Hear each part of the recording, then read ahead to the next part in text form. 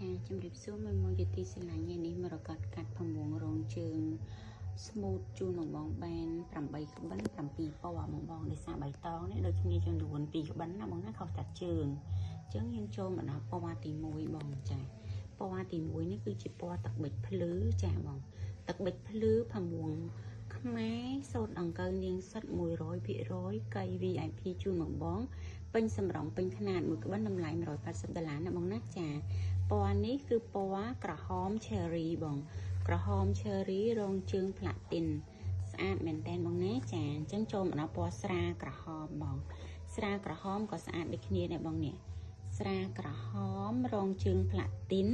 ហើយចូលមកដល់ពណ៌ទី4នេះខ្ញុំហៅថា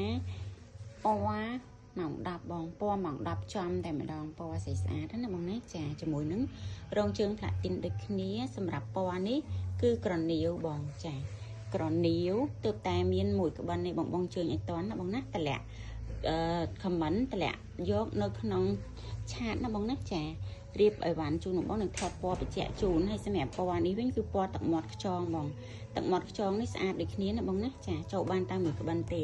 ហើយសម្រាប់ពណ៌បៃតងខ្ញុំមាន2គូម2ជំរើសជូនបងបៃតងនេះងុំដិតស្អាតខ្លាំងមែនតើនេះរងជើងទឹកទឹមនេះរងជើងផ្កាបងស្អាតដូចគ្នាណាបងណាអញ្ចឹងសម្រាប់ការគ្រប់គ្រង